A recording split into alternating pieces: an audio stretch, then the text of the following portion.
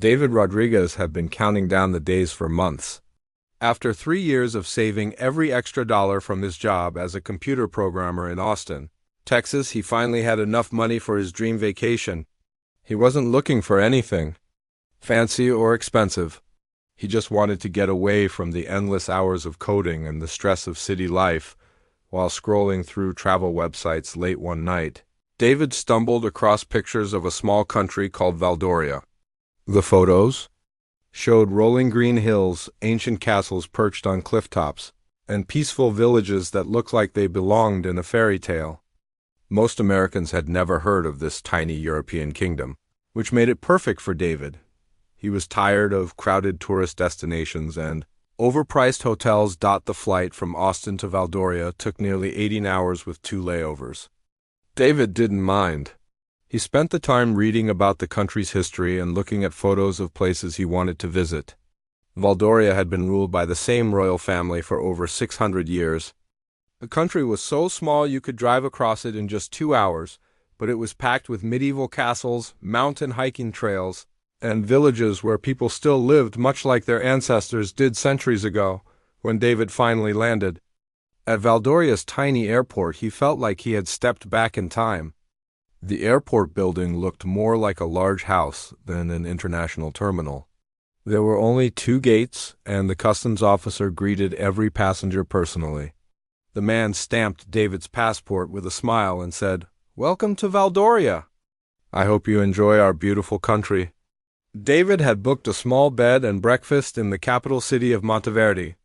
The owner, an elderly woman named Mrs. Kowalski, picked him up from the airport in an old van that had seen better days. As they drove through the countryside, David couldn't believe how green and peaceful everything looked. There were no highways or billboards, just narrow roads winding through forests and past stone farmhouses with red tile roofs. Mrs. Kowalski was chatty during the drive. She told David about the best places to eat, the hiking trails that weren't too crowded, and the history of the royal palace. The palace is open for tours every day except Sunday, she explained. You should definitely visit. It's been in the same family since 1423, and they have some amazing artifacts on display. The bed and breakfast was exactly what David had hoped for. His room was small but cozy, with thick stone walls and a window that looked out over a garden filled with flowers. That first night, he sat by the window with a cup of tea, watching the sunset paint the mountains purple and gold. For the first time in months, he felt truly relaxed. The next morning, David set out to explore Monteverde on foot. The city center was built around a large cobblestone square surrounded by shops and cafes. Most of the buildings were hundreds of years old, with carved wooden doors and flower boxes in every window. David spent the morning wandering through narrow streets, taking pictures, and stopping at a local bakery for coffee and pastries. What struck him most about Valdoria was how friendly everyone was. Shop owners would wave and say hello even if he didn't buy anything. Children playing in the square would smile and sometimes try out their English on him. An old man feeding pigeons spent 20 minutes telling David about the history of the fountain in the center of the square. Even though they could barely understand each other, David had brought his grandfather's old camera with him on this trip. It was a vintage model from the 1960s that still used film instead of digital memory cards. His grandfather had given it to him before he passed away, along with a leather case and several rolls of black and white film. David wasn't a professional photographer, but he loved the way pictures looked when taken with the old camera. They had a timeless quality that reminded him of the photography books he used to look at as a kid. On his second day, David decided to take the public tour of the royal palace. Mrs. Kowalski had told him it was something he shouldn't miss, and several other travelers at the bed and breakfast had recommended it as well. The palace sat on a hill overlooking the city, surrounded by perfectly maintained gardens and tall stone walls. David joined a group of about 20 other tourists at the palace gates.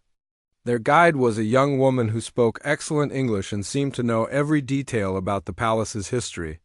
She led them through grand halls filled with paintings and tapestries, past suits of armor that had been worn by kings centuries ago and into a library that contained books older than most countries.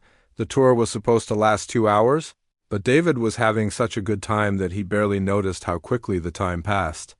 He took pictures of everything with his grandfather's camera, being careful not to use the flash since it wasn't allowed inside the palace. The other tourists seemed to enjoy watching him work with the vintage camera, and several asked him about it. After seeing the inside of the palace, the guide led the group outside to the gardens. This was David's favorite part of the tour. The gardens were laid out in perfect geometric patterns, with hedges trimmed into intricate shapes and flowers arranged in colorful designs. Gravel paths wound between different sections, each with its own theme and style. The guide explained that the gardens had been designed in the 1600s and had been maintained by the same family of gardeners for over 200 years. Every plant, every stone, and every pathway had been carefully planned to create a work of art that changed with the seasons. In spring, the gardens were filled with tulips and daffodils. In summer, roses and lavender perfumed the air. Even now in early fall, the colors were spectacular. David was so impressed by the beauty of the gardens that he asked the guide if he could stay a few extra minutes to take more pictures. She smiled and said that was fine as long as he stayed with the group and didn't wander off the marked paths. The other tourists were happy to wait while David set up his shots, adjusting the settings on his grandfather's camera and looking for the best angles. As David moved through the gardens with his camera, he felt a deep sense of peace. This was exactly what he had been looking for when he planned this trip. No deadlines, no stress, no emails to answer. Just beautiful surroundings, interesting history, and the simple pleasure of taking pictures with a camera that had captured memories for his family for over 50 years. He had no idea that in just a few minutes, his peaceful vacation would turn into an international incident that would make headlines around the world. He didn't know that he was about to become the center of a legal battle involving ancient laws, diplomatic crises, and a bill for $300 million. At this moment, David was just a tourist enjoying his dream vacation, completely unaware that his life was about to change forever. David was having the time of his life in the palace gardens. The afternoon sun was perfect for photography, casting long shadows through the carefully trimmed hedges and making the flowers glow like jewels. His grandfather's vintage camera felt comfortable in his hands as he moved from one beautiful spot to another, taking his time with each shot. The other tourists had moved on with their guide, but David had gotten permission to stay behind for a few extra minutes. He loved how quiet it was now, with just the sound of birds singing and a gentle breeze rustling through the trees. This was exactly the kind of peaceful moment he had been hoping for when he planned this vacation. David found himself drawn to a section of the garden that seemed older than the rest. The guide had mentioned it briefly during the tour, calling it the Heritage Garden. Unlike the perfectly manicured flower beds elsewhere, this area had a more natural feel. Ancient oak trees provided shade over winding gravel paths and moss-covered stone benches sat in quiet corners. As he walked deeper into this section, David noticed something that made him stop. There was a circular stone set into the path, different from all the others. While the regular path was made of small, uniform gravel, this stone was large and flat, with intricate carvings around its edges. The designs looked much older than anything else he had seen in the gardens. David knelt down to get a better look. The stone was about 3 feet across and appeared to be made of some kind of dark granite. The carvings around the edge were worn by centuries of weather, but he could still make out what looked like royal symbols and Latin words. It was exactly the kind of historical detail that made his grandfather's camera perfect for this trip. Setting up his shot carefully, David adjusted the camera settings for the changing light. The late afternoon sun was creating interesting shadows across the carved stone, and he wanted to capture every detail. He moved around the stone, looking for the best angle. Completely absorbed in his photography, this was when things started to go wrong, though David wouldn't realize it for several more minutes. As he stepped backward to get a wider shot of the stone in its garden setting, his foot caught on something. He stumbled slightly, trying to keep his balance while protecting the camera.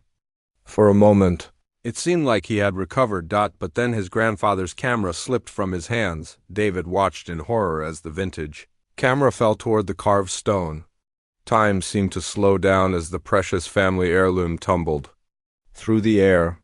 He lunged forward, trying to catch it, but he was too far away. The camera hit the stone with a sickening crack. The sound echoed through the quiet garden like a gunshot. David's heart sank as he saw pieces of his grandfather's camera scattered across the ancient stone. The leather case had split open. The metal body was dented, and worst of all, the lens had shattered completely. Tiny pieces of glass sparkled in the afternoon sunlight like deadly confetti. David carefully gathered up the pieces of the camera, his hands shaking. This wasn't just any camera. It was the last thing his grandfather had given him before he died.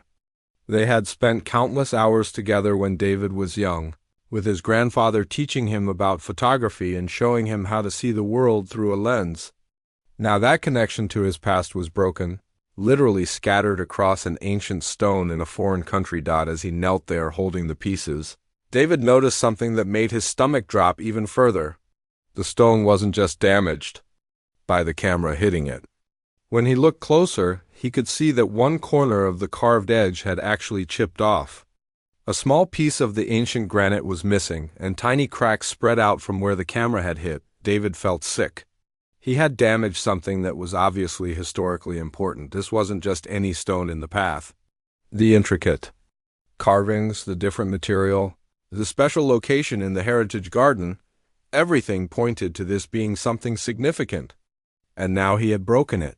Standing up with the pieces of his camera clutched in his hands, David looked around desperately for someone to tell. The garden was still empty except for him. The tour group had moved on long ago, and he couldn't see any gardeners or palace staff anywhere nearby. He considered just walking away and pretending nothing had happened, but that wasn't the kind of person he was. David's grandfather had always taught him to take responsibility for his actions, even when it was difficult. Especially when it was difficult. With a heavy heart, David started walking back toward the main palace building, hoping to find someone in charge who could tell him what to do about the damage. He didn't have to look for long.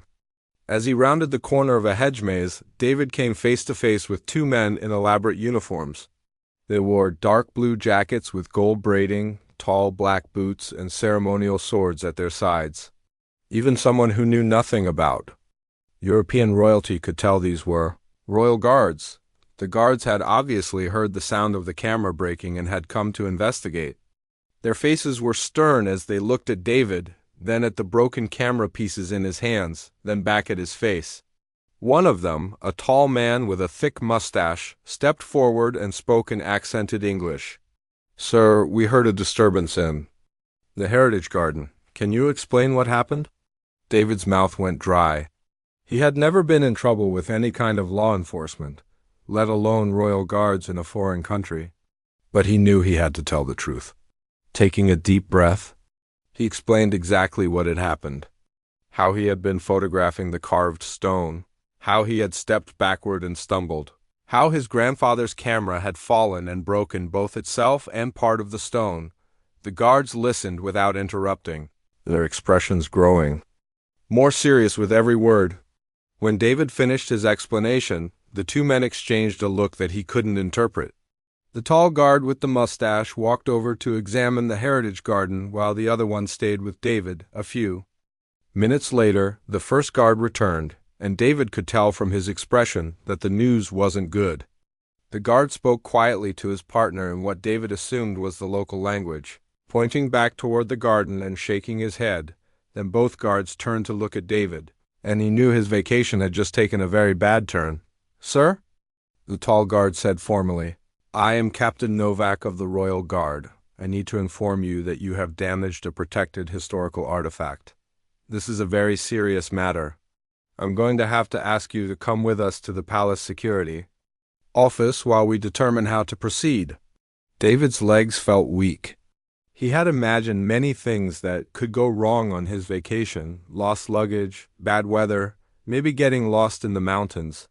But he had never imagined anything like this. As the guards escorted him away from the beautiful gardens and toward an uncertain future, David clutched the broken pieces of his grandfather's camera and wondered how a simple photography mistake could have gotten so complicated so quickly. He was about to find out that his troubles were just beginning. The palace security office was nothing like what David had expected. Instead of a modern room with computers and filing cabinets, he found himself sitting in what looked like a medieval chamber. The walls were lined with old books, dusty scrolls, and portraits of stern-looking men in royal robes. A single window let in dim afternoon light, and the air smelled of old paper and leather. Captain Novak had asked David to wait while they figured out exactly what he had damaged. The other guard had gone to get some kind of specialist who could examine the broken stone. David sat in an uncomfortable wooden chair, still holding the pieces of his grandfather's camera, wondering if this was all just a bad dream. 20 minutes passed before the door opened again. Captain Novak entered, followed by an elderly man, wearing thick glasses and carrying an armload of ancient-looking books. The old man looked like he had stepped out of a history textbook himself, with wild gray hair and clothes that seemed decades out of style. "Mr. Rodriguez," Captain Novak said formally, "this is Professor Aldrich, our palace historian. He has examined the stone you damaged, and he needs to ask you some questions." Professor Aldrich set his books down on a massive wooden desk and peered at David through his thick glasses. When he spoke, his voice was soft but serious. "Young man, do you have any idea what you have broken?" David shook his head.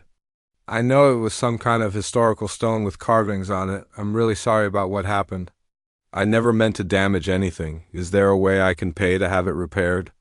The professor's eyebrows went up. "Repaired?" He let out a short laugh that didn't sound happy at all. "My dear boy, you cannot repair a piece of history that is nearly 400 years old.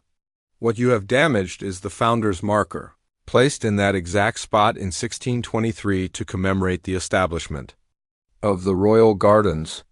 David felt his stomach drop. 400 years old. He had broken something that was older than his entire country. "I'm so sorry," he said again, though the words felt completely inadequate.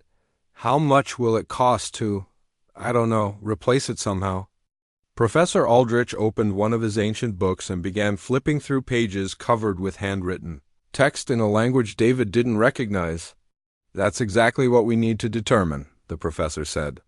"You see, when the founder's marker was placed, King Ferdinand II also established very specific laws about what would happen if it was ever damaged." Captain Novak pulled up another chair and sat down across from David. "The professor has been researching these laws for the past hour. What he's found is quite unusual." "Unusual how?" David asked, though he wasn't sure he wanted to know the answer. Professor Aldrich found the page he was looking for and adjusted his glasses. "Ah, here it is. The Desecration of Royal Heritage Act, established in the year of our Lord 1623. Listen to this language. Should any person, whether subject or foreigner, willfully or through negligence, cause damage to any marker, monument, or sacred stone of the royal domain, they shall be held accountable for the full restoration of the monarchy's honor and dignity." David tried to follow the old-fashioned language. "Okay, so I have to pay for restoring the monarchy's honor. What does that mean exactly?" The professor continued reading. "The penalty shall be calculated as the sum total required to maintain the royal household, the palace grounds, the guard contingent, and all royal obligations for a period of 1 full year." "Wait," David said, feeling confused. 1 full year of what?" Captain Novak leaned forward. 1 full year of running the entire royal operation. Everything, the salaries of every palace employee, the maintenance of all royal properties, the cost of royal ceremonies, official state functions, security operations, garden upkeep, absolutely everything. David stared at them. "But that would be—" Professor Aldrich was already reaching for a calculator that looked almost as old as the books. "Well, let's see. The current annual budget for royal operations, including all salaries, maintenance, security, and ceremonial costs." He punched in numbers while muttering to himself. "Carry the 1. Adjust for inflation. Factor in the emergency protocols. The room fell silent except for the clicking of the calculator buttons. David watched the professor's face grow more serious with each calculation. Finally, the old man set down the calculator and looked at David with something that might have been pity. According to the law established in 1623, and adjusting for modern costs, the penalty for damaging the founder's marker is exactly $300 million. David was sure he had heard wrong. "I'm sorry, did you say 300,000? Million, Professor Aldrich repeated quietly. $300 million. For a moment, David couldn't speak. He couldn't even breathe. $300 million. That was more money than he would make in 100 lifetimes. That was more money than most small countries had in their entire budgets. That was an impossible, unimaginable amount of money. "This has to be a mistake," David finally managed to say. "No one gets charged $300 million for accidentally breaking a stone? That's insane." Captain Novak looked uncomfortable. "I understand your shock, Mr. Rodriguez. But the law is very clear. Professor Aldrich has checked it 3 times. "But it's from 1623, David protested. "That law is almost 400 years old. Surely it doesn't still apply?" Professor Aldrich closed his book and sighed. "I'm afraid it does. You see, Valdoria is a very traditional kingdom. We have never had a revolution or a complete rewriting of our legal system like other countries. Many of our oldest laws are still technically in effect, even if they haven't been used in centuries." "When was this law last enforced?" David asked desperately. The professor thought for a moment. "Based on my research, the last time anyone was charged under the Desecration of Royal Heritage Act was in 1847. A local blacksmith accidentally damaged a royal boundary marker while expanding his shop. He was fined the equivalent of about $50,000 in today's money. 50,000 is a lot different from 300 million, David pointed out. "Yes, but the royal operation was much smaller in 1847, Professor Aldrich explained. The law specifically states that the penalty must equal 1 full year of royal expenses. Those expenses have grown considerably over the past century and a half." David put his head in his hands. This couldn't be happening. He had come to Valdoria for a peaceful vacation, to get away from stress and problems. Now he was facing a legal bill that was larger than the gross domestic product of some small nations. "What happens if I can't pay?" he asked, though he already knew the answer would be bad. Captain Novak and Professor Aldrich exchanged glances. "Well," the captain said slowly, "according to the same law, if the penalty cannot be paid, the offender becomes a ward of the royal court until the debt is satisfied." "Through service, what does that mean?" "It means you would essentially become property of the royal family until you had worked off the $300 million debt," Professor Aldrich explained gently. David did some quick math in his head. Even if he could somehow earn $50,000 a year working for the royal court, it would take him 6,000 years to pay off the debt. He would die in royal custody, and so would his children and their children and their children after that. "This is completely crazy," David said, standing up from his chair. "You can't seriously be considering enforcing a 400-year-old law that would basically make me a slave for life because I accidentally dropped my camera." Captain Novak stood up as well. "Mr. Rodriguez, I understand your frustration, but I don't make the laws. I only enforce them. The Palace Legal Department will need to review this case and determine how to proceed. How long will that take?" "Several days at minimum. In the meantime, I'm afraid you'll need to surrender your passport and remain available for questioning." David felt like the walls were closing in around him. His peaceful vacation had turned into his worst nightmare, and it was only getting worse. As Captain Novak escorted him out of the security office, David realized that his troubles were far from over. In fact, they were just beginning. David spent his first night in Valdorian custody staring at the ceiling of a small room in the palace guest quarters. It wasn't exactly a jail cell, but it wasn't freedom either. Captain Novak had explained that he was being held as a person of legal interest, while the palace attorneys figured out how to handle his case. The room had a bed, a small bathroom, and a window that looked out over the very gardens where his life had fallen apart just hours earlier. He had been allowed to call Mrs. Kowalski at the bed and breakfast to explain that he wouldn't be returning. The elderly woman had been shocked and confused by his story, but she promised to keep his belongings safe. David had also been permitted one international phone call, which he used to contact his sister Rachel back in Austin. The conversation with Rachel had been one of the hardest things David had ever done. How do you explain to your family that you're being held in a foreign country because you accidentally damaged a stone and now owe $300 million? Rachel had thought he was joking at first, then playing some kind of elaborate prank. When she finally believed him, she had gone through the same stages of shock and disbelief that David was still experiencing. "I'm calling the American Embassy right now," Rachel had said, her voice tight with worry. "This is completely insane. They can't do this to an American citizen." Now lying in the dark, David hoped his sister was right. But he had a sinking feeling that his problems were about to get much bigger before they got better. The next morning, David woke up to find Captain Novak waiting outside his room with a breakfast tray and a grim expression. "Mr. Rodriguez?" The captain said, "I need to inform you that your case has attracted some attention. The American Embassy has contacted the palace, and they're sending someone to speak with you today." David felt a spark of hope. "That's good news, right?" Captain Novak's expression didn't change. "That depends on your point of view." The embassy contact has also resulted in several phone calls from journalists. Word about your situation is starting to spread. By 10 o'clock that morning, David understood what Captain Novak had meant. A representative from the American Embassy, a serious woman named Ms. Thompson, arrived to meet with him. She was professional and sympathetic, but her news wasn't encouraging. "Mr. Rodriguez," Ms. Thompson explained as they sat in a formal palace meeting room, "I've reviewed your case with our legal team. While we believe the charges against you are excessive and unreasonable, the fact is that you are subject to Valdorian law while in their country.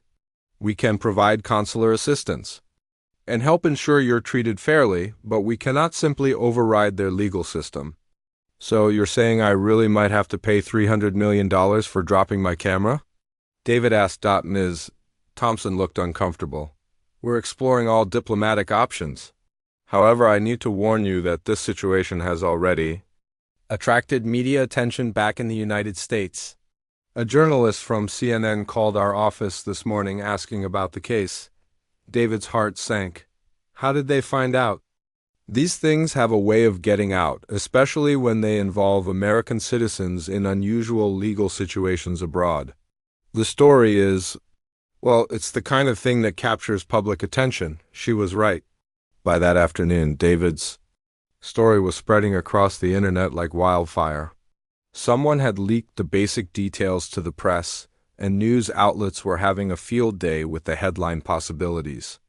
"American tourist faces $300 million fine for broken camera." "Ancient law traps Texas man in European palace." "Vacation photo gone wrong costs millions." David watched in horror from his room as palace staff brought him printouts of news articles about his case. The stories were everywhere. CNN, BBC, Fox News, even local news stations back in Austin. His LinkedIn photo was being used in articles around the world.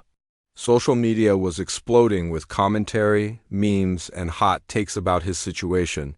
The worst part was reading the comment sections. Half the people online thought he was the victim of an absurd legal system and felt sorry for him. The other half seemed to think he was a careless American tourist who deserved whatever happened to him for being disrespectful in a foreign country. Some commenters were even suggesting that this was all a publicity stunt or a fake story designed to get attention. Captain Novak visited David again that evening, looking more stressed than he had the day before. "Mr. Rodriguez, I need to inform you that the palace has received over 200 phone calls today from journalists around the world. The palace switchboard is completely overwhelmed." "I'm sorry," David said, though he wasn't sure what he was apologizing for. "I never wanted any of this attention." "I believe you," Captain Novak replied. But the situation is becoming complicated. The king's advisors are meeting to discuss how to handle the media pressure. Some of them feel that Valdoria is being made to look ridiculous in the international press. The captain was right about the media coverage making Valdoria look bad. David had read several articles that portrayed the kingdom as a backward medieval place where tourists could be trapped by ancient laws and charged impossible amounts of money. Editorial writers were having a field day criticizing what they called legal barbarism and tourist traps taken to the extreme. The international attention was putting pressure on both governments. The American State Department issued a carefully worded statement saying they were monitoring the situation and working with Valdorian authorities to ensure fair treatment for American citizens. The Valdorian government responded with their own statement, defending their legal system and insisting that all visitors to their country were subject to their laws, regardless of nationality. David's sister Rachel had become an accidental media spokesperson for the family. She gave interviews to 3 different news stations, explaining that David was just a quiet computer programmer who had saved for years for this vacation. "My brother isn't some careless tourist," she told a reporter from the local Austin News. "He's one of the most responsible people I know. This is a complete nightmare for our whole family." The story was so unusual that it quickly spread beyond just news outlets. Late-night talk show hosts were making jokes about it. Social media influencers were posting videos about the most expensive vacation photo ever taken. A petition had started on change.org demanding that Valdoria drop the charges, and it already had over 50,000 signatures, but the attention was a double-edged sword. While it was putting pressure on Valdoria to reconsider the charges, it was also making it harder for the kingdom to quietly back down without losing face. Palace officials were getting criticism from their own citizens, some of whom felt embarrassed by how their country was being portrayed in the international media. On his 3rd day in custody, David received an unexpected visit from a Valdorian lawyer named Elena Moravsky. She was young, probably in her early 30s, with short dark hair and intense brown eyes. She introduced herself as someone who specialized in constitutional law and had been following his case in the news. "Mr. Rodriguez," she said, sitting across from him in the meeting room, "I believe the charges against you are not only excessive but potentially illegal under Valdorian constitutional law. I would like to represent you, if you're willing." For the first time since this nightmare began, David felt a real spark of hope. "You think you can get the charges dropped?" Elena smiled slightly. "I think this case is about to become much more interesting than anyone realizes. The palace may have awakened an ancient law, but they may have forgotten some other ancient laws that could work in your favor." As Elena spread legal documents across the table and began explaining her strategy, David realized that his case was about to become something much bigger than one tourist's expensive mistake.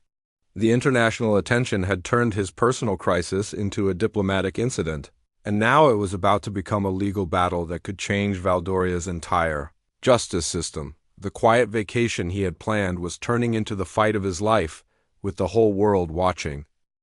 Elena Moravsky had never taken on a case that made her this nervous and excited at the same time. As she walked through the narrow streets of Monteverde toward her small law office, she could see people everywhere talking about the American tourists' situation. The whole city seemed to be buzzing with conversation about David's case, and she was starting to realize that the feelings of regular Valdorian citizens were very different from what the palace officials expected. At the local coffee shop where Elena stopped for her morning caffeine fix, she overheard 2 elderly men arguing about the case. One of them, a retired teacher named Mr. Petrov, was shaking his head in disgust. $300 million for dropping a camera? It's embarrassing. What will people think of our country now? His friend, a former shop owner, disagreed. The law is the law. If foreigners come here, they need to respect our traditions and be more careful. But Mr. Petrov wasn't backing down. Our traditions should include fairness and common sense, not bankrupting tourists for accidents. My grandson could make the same mistake tomorrow. Should we destroy his entire life over it? Elena listened to similar conversations throughout the morning. At the bakery, the newsstand, even at the bank where she stopped to deposit a check. Everywhere she went, people were talking about David's case, and she was surprised to discover that most ordinary Valdorians were deeply uncomfortable with what was happening. By noon, Elena's phone was ringing constantly. Local reporters wanted her opinion as a constitutional lawyer. Citizens were calling to ask if she could really help the American tourist. Most surprisingly, she received calls from 3 other lawyers in the capital who wanted to help with David's defense. Even though none of them spoke very good English, the turning point came when Elena received a call from her former law school classmate, Victor Kellner, who now worked as a journalist for Valdoria's largest newspaper. "Elena," he said excitedly, "you need to see what's happening at the palace right now. Can you meet me at the main square in 20 minutes? When Elena arrived at the central square, she couldn't believe her eyes. Nearly 200 people had gathered in front of the palace gates, and more were arriving every minute. They weren't tourists or reporters. These were regular Valdorian citizens carrying homemade signs with messages written in both English and the local language. "Drop the charges against David." Read one sign held by a middle-aged woman with her 2 teenage children. "Fairness for all visitors," declared another, carried by a group of university students. An elderly man held a sign that simply said, "This is not who we are," in large, bold letters. Elena pushed through the crowd, trying to understand what had organized this spontaneous demonstration. She stopped to talk to Maria Kowalski, the bed and breakfast owner who had been taking care of David's belongings. Mrs. Kowalski was standing near the front of the crowd with a sign that read, "Tourists are our guests, not our enemies." "Mrs. Kowalski," Elena said, "how did all these people find out about this gathering?" The elderly woman smiled sadly. "It wasn't organized by anyone officially. My neighbor's daughter posted something on social media this morning saying she was ashamed of how we're treating that poor American boy." Within an hour, hundreds of people were sharing her post and saying they felt the same way. Elena looked around at the crowd more carefully. These weren't political activists or professional protesters. These were shopkeepers, teachers, parents, students, and retirees. These were the kind of people who normally never got involved in public demonstrations. But David's case had touched something deep in their sense of fairness and national pride. A young mother named Aina was holding her 5-year-old daughter's hand while carrying a sign with her free hand. Elena approached her and asked why she had decided to come to the demonstration. "My family runs a small restaurant that depends on tourism," Aina explained. "If word spreads that Valdoria charges tourists hundreds of millions of dollars for accidents, who will ever want to visit our country again? But more than that, this just isn't right. I've been following the story online, and this David person seems like a nice man who made an honest mistake. We shouldn't destroy someone's life over something like this." Elena was starting to understand that David's case had become about much more than one tourist's legal troubles. For many Valdorians, it had become a question of what kind of country they wanted to be. Did they want to be known as a place that welcomed visitors and treated them fairly, or as a place where tourists could be trapped by ancient laws and charged impossible amounts of money? As the afternoon progressed, the crowd at the palace gates continued to grow. Elena estimated that nearly 400 people had gathered by 3 o'clock, and they showed no signs of leaving. Palace guards watched nervously from behind the gates, clearly unsure how to handle a peaceful demonstration by their own citizens. The crowd's energy was respectful but determined. Someone had started a chant of "Justice for David," "Justice for all," that echoed off the palace walls. Others were singing traditional Valdorian folk songs that spoke about fairness and protecting guests. It was unlike anything Elena had ever seen in her normally quiet country. The demonstration was also attracting international attention. Elena noticed several foreign reporters interviewing protesters and filming the crowd. A news crew from BBC was setting up equipment near the palace fountain, and she spotted journalists from at least 3 other countries taking notes and photos. Around 4 o'clock, Elena received a phone call that changed everything. It was David's sister Rachel calling from Austin, Texas. Miss Moravsky, Rachel said, her voice emotional, I just saw the news coverage of the protest in your country. I can't believe so many people are standing up for my brother. Your brother's case has touched a lot of hearts here, Elena replied. People feel that what's happening to him isn't fair. I have something to tell you, Rachel continued. We've started a crowdfunding campaign online to help with David's legal expenses and to show support for everyone in Valdoria who is speaking out for him. In just 6 hours, we've raised over $50,000 from people all around the world. Elena was stunned. $50,000 in 6 hours? It's incredible, Rachel said. People from 20 different countries have donated money. Most of the donations are small, $5, $10, $20, but there are thousands of them. One businessman from Germany donated $5,000 with a note saying that Valdoria has always been one of his favorite vacation destinations and he hopes common sense will prevail. By the time Elena hung up the phone, she realized that David's case had become a global phenomenon. It wasn't just about one tourist anymore. It had become a symbol of fairness versus bureaucracy, of common sense versus ancient laws, of how small countries should treat visitors in an interconnected world. The crowdfunding campaign was mentioned on the evening news, and Elena watched from the crowd as a reporter explained that people from around the world were donating money to support David's defense. The reporter also interviewed several protesters, including Mrs. Kowalski, who spoke passionately about Valdorian values of hospitality and fairness. As the sun began to set over the palace, Elena realized that this peaceful demonstration had given David something he hadn't had before, a voice. The citizens of Valdoria were speaking up for him, and their message was clear. They wanted their country to be known for justice and fairness, not for trapping tourists with impossible charges. Elena looked up at the palace windows and wondered what the royal family was thinking as they watched hundreds of their own citizens demanding justice for a foreign tourist.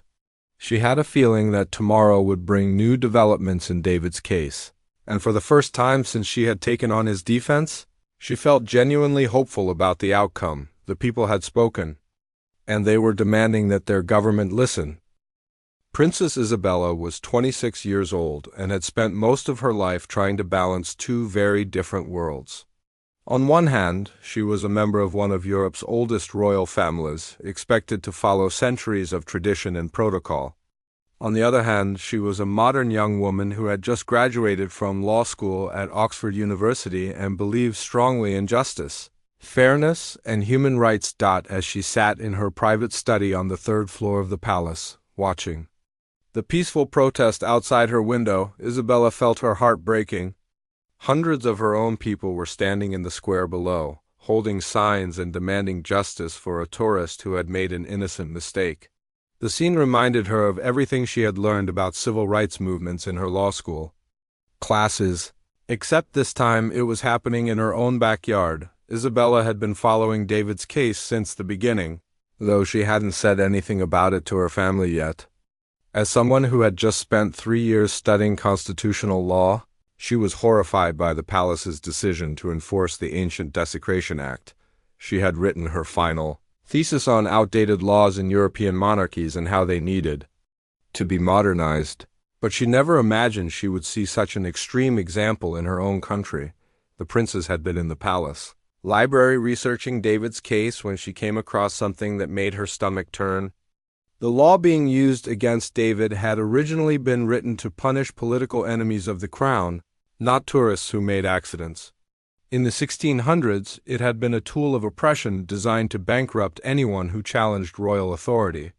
Using it against an innocent American tourist was not just unfair, it was a complete perversion of what little justice the law had originally contained. Isabella's phone buzzed with a text message from her best friend Charlotte, who was studying international relations in London.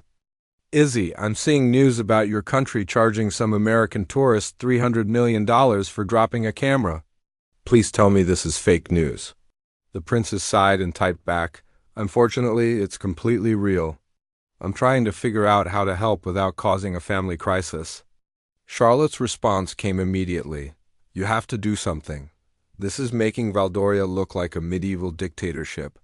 My professors are using it as an example of why small kingdoms need constitutional reform. Isabella put down her phone and walked to her window again. The crowd outside had grown even larger since morning, and she could see news crews from multiple countries filming the demonstration. Her country was being humiliated on the world stage, and innocent people, both David and the protesters, were suffering because of her family's stubborn adherence to an ancient law. That evening, the royal family gathered for their weekly dinner, a formal affair held in the palace's grand dining room. King Ferdinand III sat at the head of the long table, flanked by Isabella's parents, Prince Michael and Princess Catherine, along with Isabella's younger brother, Prince Alexander. Also present were several of the king's senior advisors, including the Chancellor and the Minister of Justice. The conversation inevitably turned to David's case and the growing protests outside the palace. Chancellor Hoffman, an elderly man who had served the royal family for over 30 years, was adamant that they should not back down. "Your Majesty," Chancellor Hoffman said, adjusting his wire-rimmed glasses, "if we appear weak in the face of public pressure and international criticism, it will set a dangerous precedent. The law is clear, and we must enforce it regardless of public opinion." Isabella's father, Prince Michael, nodded in agreement. "The Chancellor is right. We cannot allow foreign pressure or domestic protests to dictate how we enforce our laws. What message would that send to other nations?" Isabella had been quiet throughout most of the dinner conversation, but she couldn't stay silent any longer. "Father, with all due respect, what message are we sending now? That Valdoria is a place where tourists can be financially destroyed for making innocent mistakes?" The table fell silent. It was unusual for Isabella to challenge her elders so directly during a formal family dinner, but she felt she had no choice. King Ferdinand looked at his granddaughter with a mixture of surprise and interest. "Isabella, you seem to have strong feelings about this case. Please explain your position." Isabella took a deep breath. She knew this moment could define her relationship with her family for years to come, but she also knew she couldn't live with herself if she stayed quiet while an innocent man's life was destroyed. "Grandfather, I've been researching the Desecration of Royal Heritage Act extensively. This law was never intended to be used against tourists or people who made honest mistakes. It was designed in 1623 as a political weapon to bankrupt the king's enemies. Using it against Mr. Rodriguez is not just unfair, it's a complete corruption of whatever justice the law originally contained." Chancellor Hoffman's face turned red. "Princess Isabella, with respect, you have just finished law school. You hardly have the experience to question legal decisions made by the palace's senior advisors." Isabella felt her anger rising, but she kept her voice calm and professional. "Chancellor, I may be young, but I spent 3 years studying constitutional law at one of the world's best universities. My thesis was specifically about outdated laws in European monarchies. I know exactly what I'm talking about." She reached into her briefcase and pulled out several legal documents she had prepared. "I've done the research. The last 3 times this law was enforced, in 1698, 1754, and 1847, it was used against political dissidents who were actively challenging royal authority. Mr. Rodriguez is a computer programmer from Texas who was taking pictures in our gardens. The situations are completely different." Prince Michael looked uncomfortable. "Isabella, even if you're correct about the law's original intent, the fact remains that damage was done to royal property. There must be consequences." "Of course there should be consequences," Isabella replied. "Mr. Rodriguez should pay for the actual damage to the stone marker. Based on my research, the real cost of repair would be somewhere between $500 and $2,000, not $300 million. King Ferdinand had been listening quietly to the exchange, and now he leaned forward with interest. "Isabella, what exactly are you proposing?" The princess looked around the table at her family members and the advisors. She knew this was her moment to make her case, and she might not get another chance. "I'm proposing that we demonstrate what modern constitutional monarchy looks like," she said. "We acknowledge that this law is outdated and inappropriate for this situation. We reduce Mr. Rodriguez's penalty to the actual cost of repairing the damage. We use this opportunity to announce a comprehensive review of our legal system to identify other outdated laws that need to be modernized. Chancellor Hoffman looked appalled. Your Majesty, if we back down now, it will appear that we only enforce our laws when it's convenient. It will make the monarchy look weak and indecisive. Isabella shook her head. Chancellor, with respect, backing down from an obviously unjust position doesn't make us look weak. It makes us look wise and fair. Right now, the international media is portraying Valdoria as a backward medieval kingdom that traps tourists with ancient laws. Is that really the image we want for our country? Prince Alexander, who had been quiet throughout the dinner, finally spoke up. Isabella's right about our international image. I've been following the coverage online, and it's really bad. People are saying Valdoria is a tourist trap where visitors need to be afraid of making any mistakes. Princess Catherine, Isabella's mother, looked thoughtful. What about the protesters outside? I've been watching them from my window, and these aren't troublemakers or political agitators. These are ordinary citizens, shopkeepers, teachers, families. They're clearly uncomfortable with what we're doing. King Ferdinand was quiet for a long moment, looking at the faces around the table. Finally, he spoke. Isabella, I want you to prepare a detailed legal brief explaining your position.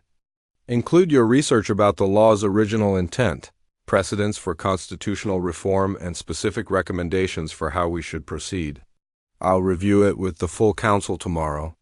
As the dinner ended and family members began to leave the dining room, Isabella felt a mixture of hope and anxiety. She had taken a huge risk by challenging her family's position so directly, but she believed it was the right thing to do. As she walked back to her study to begin preparing her legal brief, she looked out at the protesters still gathered in the square below. Tomorrow would determine whether justice would prevail or whether David would become a victim of royal stubbornness. Isabella was determined to make sure it was the former. Elena Moravsky barely slept the night after Princess Isabella's dramatic dinner confrontation with the royal family. Word had somehow leaked to the media about the princess's support for David, and Elena's phone had been ringing constantly with reporters wanting to know if the princess was really going to help with the case. Elena couldn't confirm anything officially, but she was hopeful that having a member of the royal family on their side might finally turn things around. At 7 in the morning, Elena arrived at her small law office to find someone waiting for her outside the building. It was Princess Isabella herself, dressed in simple jeans and a sweater, looking nothing like the formal royal portraits that hung in government buildings throughout Valdoria. Miss Moravsky, the princess said quietly, I hope you don't mind me coming here so early. I wanted to speak with you away from the palace where we could talk freely. Elena quickly unlocked her office door, still shocked that a member of the royal family was standing in the hallway of her modest building. Your Highness, please come in. I have to say I wasn't expecting this. Isabella looked around Elena's office, which was cramped and cluttered with legal books, case files, and coffee cups. It was the complete opposite of the palace's grand meeting rooms, but the princess seemed more comfortable here than she had appeared in any of her official photographs. Miss Moravsky, I need to ask you something important, Isabella said as she sat down across from Elena's desk. In all your research about David's case, have you actually examined the stone marker that was damaged? Elena shook her head. No. The palace security team sealed off that area of the garden immediately after the incident. I've only seen photographs that Captain Novak provided. Why do you ask? Isabella pulled out a folder filled with documents and old photographs. Because I spent most of last night in the palace archives, and I've discovered something that changes everything about this case. Elena felt her heart rate increase. What kind of something? The princess spread several documents across Elena's desk. Last night, after my confrontation with my grandfather and the advisors, I went to the palace historical archives to do my own research. I wanted to find every document related to the founder's marker that David damaged. Isabella pointed to a black and white photograph from what appeared to be the 1980s. This photograph was taken in 1987 during a major renovation of the palace gardens. Look at this section here, the Heritage Garden where David's incident occurred. Elena studied the photograph carefully. I can see construction equipment and workers, but I'm not sure what I'm supposed to be looking at. Look at where the stone marker should be, Isabella said, pointing to a specific spot in the photo. Do you see that marker there? Elena looked more closely and felt her stomach drop. In the 1987 photograph, the spot where David had damaged the carved stone was completely empty. There was no marker there at all, just regular garden pathway. I don't understand, Elena said slowly. Where was the original marker? Isabella pulled out another document, a work order from 1987. According to this renovation record, the original founder's marker was removed from the Heritage Garden in 1987 because it was cracking and becoming a safety hazard. It was moved to the Palace Museum for preservation and display. Elena felt like the room was spinning. So the stone that David damaged ... is a replica, Isabella finished. A replica that was installed in 1987 to mark the location where the original had stood. And according to the invoices I found, that replica cost exactly $215 to manufacture and install. Elena stared at the document spread across her desk. This changed absolutely everything about David's case. Your Highness, are you certain about this? You're saying that David damaged a 38-year-old replica that cost $200, not a 400-year-old historical artifact. Isabella nodded grimly. That's exactly what I'm saying. And it gets worse. I also found financial records that show something very suspicious about how this case has been handled. The princess pulled out another set of documents, financial reports that Elena didn't immediately understand. Ms. Moravsky, are you familiar with the Royal Treasury's emergency procedures? Not really. Financial law isn't my specialty. Isabella explained patiently. When the palace faces unexpected legal expenses, there's a special fund that can be accessed quickly without normal oversight procedures. It's meant for genuine emergencies, natural disasters, security threats, things like that. Elena was starting to see where this was going. And David's case? Captain Novak classified David's case as a heritage emergency and immediately accessed this fund to cover legal and administrative costs. But when I looked at the amounts he's been withdrawing, they don't match up with the actual expenses. Isabella showed Elena a financial summary that made her eyes widen. According to these records, Captain Novak has withdrawn over $80,000 from the emergency fund to handle David's case. But the actual documented expenses, legal research, administrative time, security costs, only add up to about $12,000. Where did the other $68,000 go? Elena asked. That's exactly what I want to know, Isabella replied. But there's more. I also discovered that Captain Novak has been having serious financial problems. His daughter needs expensive medical treatment that isn't covered by the palace insurance plan. His wife lost her job 6 months ago, and he recently took out a large personal loan that he's struggling to repay. Elena felt pieces of a puzzle clicking together in her mind. You think Captain Novak is using David's case to embezzle money from the emergency fund? I think Captain Novak found himself in a desperate financial situation and saw David's accident as an opportunity, Isabella said. Think about it. If he enforces this ancient law and creates a massive legal crisis, he can justify withdrawing large amounts of money to handle the situation. Money that could easily be diverted to his personal accounts.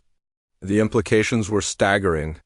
Elena realized that David might not just be the victim of an outdated law, he might be the victim of outright fraud. Your Highness, if you're right about this, then David's entire case is based on corruption. Isabella leaned forward intensely. Miss Moravsky, I need you to help me prove this. As a member of the royal family, I can access palace financial records, but I need a qualified lawyer to help me understand the legal implications and build a case. Elena felt a surge of excitement and anger. Excitement because this could completely vindicate David, and anger because it meant he had been suffering for days due to one man's greed and desperation. "What do you need me to do?" Elena asked. Isabella stood up and began pacing around the small office. "First, we need to document everything: the replica stone, the financial discrepancies, Captain Novak's personal financial problems. Then we need to present this evidence to my grandfather in a way that forces him to take action." "What about Captain Novak?" "If he realizes we're investigating him, he might try to cover his tracks." The princess stopped pacing and looked directly at Elena. "That's why we need to move quickly. I've scheduled a meeting with my grandfather for this afternoon. I told him I had prepared a legal brief about David's case, but I didn't tell him about these discoveries." Elena began organizing the documents Isabella had brought. "Your Highness, if we can prove that the whole case is based on fraud, not only will David be cleared, but Captain Novak could face serious criminal charges." "Exactly. And more importantly, Valdoria's reputation can be restored. Instead of being known as a country that traps tourists with ancient laws, we can be known as a country that discovers injustice and corrects it quickly." As Elena and Isabella spent the morning organizing their evidence and preparing their presentation, Elena realized that David's case had evolved into something much bigger than anyone had imagined. What had started as a tourist accident had uncovered corruption within the palace itself. In just a few hours, they would know whether justice would prevail or whether powerful people would close ranks to protect one of their own.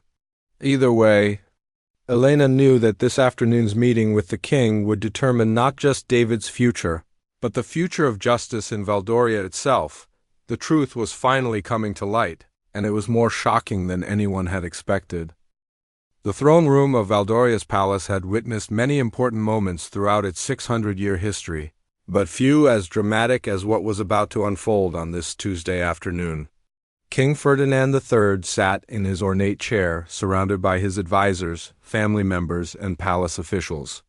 The room was filled with tension as everyone waited for Princess Isabella to present her legal brief about David's case. David himself had been brought from his quarters to witness the proceedings. He sat between Elena and a representative from the American embassy, still not fully understanding why he had been summoned to such a formal gathering. Captain Novak stood at attention near the back of the room, his military uniform perfectly pressed, showing no sign of the anxiety that must have been eating him alive. Princess Isabella walked to the center of the room carrying a thick folder of documents. She had barely slept in the past 24 hours, and the weight of what she was about to reveal made her hands tremble slightly. But her voice was steady and clear as she began to speak. "Your Majesty, honored family members, and distinguished advisors," Isabella began formally, "I have prepared what I initially believed would be a constitutional analysis of the desecration of Royal Heritage Act. However, my research has uncovered information that completely changes the nature of this case." King Ferdinand leaned forward with interest. "Please proceed, Isabella." The princess opened her folder and pulled out the 1987 construction photograph. "Yesterday evening, I spent several hours in the palace archives researching the exact artifact that Mr. Rodriguez allegedly damaged. What I discovered will shock everyone in this room." She held up the photograph for everyone to see. This photograph was taken in 1987 during the garden renovation project. As you can see, the location where the founder's marker supposedly stands has been completely excavated. The original marker is not there. Chancellor Hoffman adjusted his glasses and squinted at the photograph. "I'm not sure I understand what you're suggesting, Princess." Isabella pulled out the work order from 1987. This document, signed by the head of palace maintenance, clearly states that the original founder's marker was removed from the heritage garden in 1987 due to structural deterioration and moved to the Palace Museum for preservation. A murmur went through the room. King Ferdinand's expression grew serious. "Are you saying that the marker in the garden is not the original?" "That's exactly what I'm saying, grandfather. The stone that Mr. Rodriguez accidentally damaged is a replica installed in 1987 to mark the location of the original. According to the invoices I found, this replica cost $215 to manufacture and install. David felt like he couldn't breathe.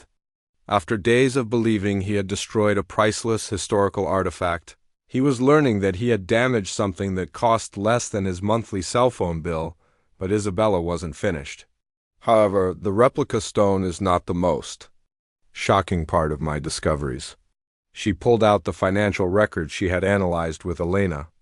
Your Majesty, I have also uncovered evidence of serious financial irregularities in how this case has been handled. Captain Novak's face went pale, but he remained standing at attention. Isabella continued. When Mr. Rodriguez's incident occurred, Captain Novak immediately classified it as a heritage emergency and began withdrawing funds from the Special Emergency Treasury.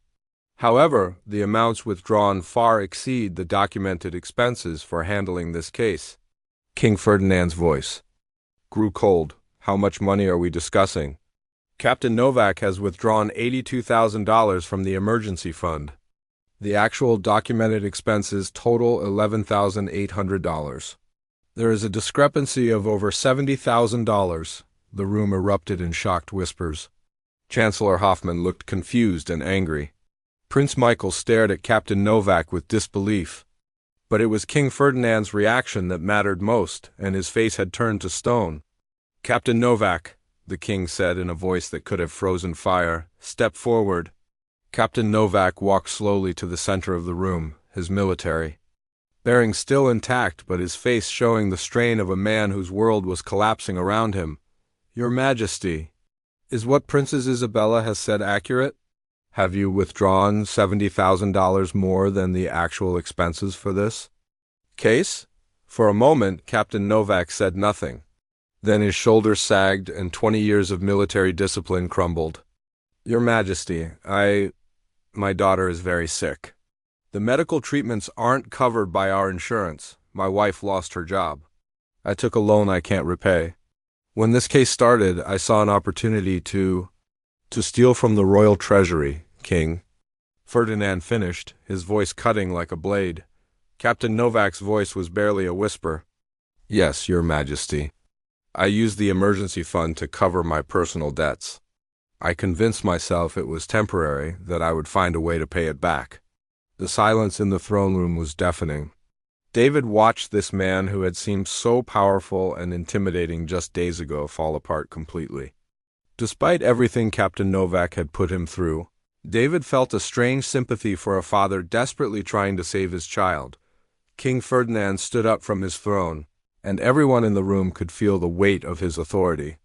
Captain Novak, you are hereby relieved of all duties and will be taken into custody pending a full investigation. The damage you have done to this young man, to our country's reputation, and to the honor of the Royal Guard is beyond measure. Palace security officers moved forward to escort Captain Novak away. As they led him toward the door, he turned back toward David with tears in his eyes. Mr. Rodriguez, I am deeply sorry for what I have put you through. You never deserved any of this. After Captain Novak was removed, King Ferdinand turned his attention to David. Mr. Rodriguez, on behalf of the Kingdom of Valdoria and the royal family, I offer you our most sincere apologies. You have been the victim of corruption and abuse of power at the highest levels of our government. David stood up, still processing everything that had just happened. Your Majesty, I don't know what to say. You don't need to say anything, the king replied. It is we who must speak. First, all charges against you are immediately dropped. Second, you will be compensated for your inconvenience, your legal expenses, and your damaged camera. Third, I am personally inviting you to return to Valdoria as a guest of the royal family whenever you choose. Princess Isabella stepped forward. Mr. Rodriguez, there's one more thing. I've arranged for the palace's master craftsman to examine your grandfather's camera. He believes it can be fully restored to its original condition. David felt tears welling up in his eyes. The camera that had connected him to his grandfather, that he thought was lost forever, could be saved. King Ferdinand wasn't finished. Princess Isabella's investigation has revealed serious flaws in our legal system that allowed this injustice to occur. Therefore, I am announcing the establishment of the Valdorian Legal Reform Commission, which will review all of our ancient laws and recommend necessary changes for the modern era. The king looked directly at his granddaughter. I am appointing Princess Isabella to chair this commission. Her legal expertise and commitment to justice make her the ideal person to lead this vital work.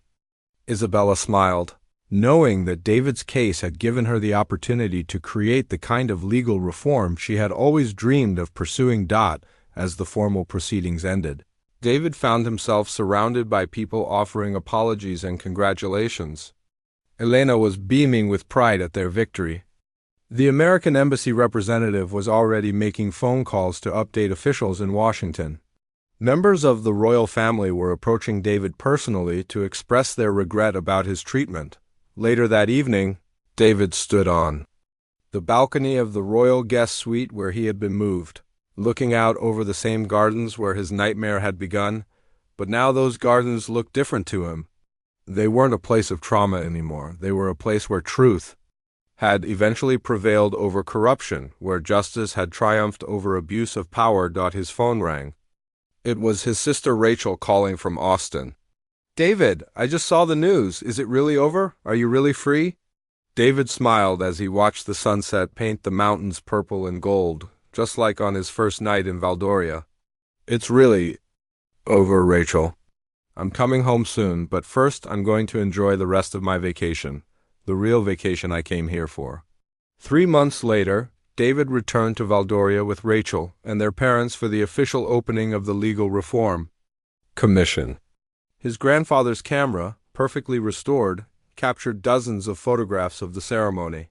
But the most meaningful picture he took was of Princess Isabella signing the first law proposed by her commission, a statute ensuring that no visitor to Valdoria could ever again be charged under ancient laws.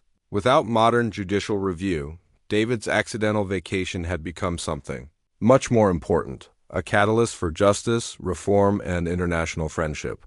And sometimes late at night in his apartment back in Austin, David would look at the photographs from his trip and smile, knowing that his grandfather would have been proud of the way one man's camera had helped change a country's laws forever.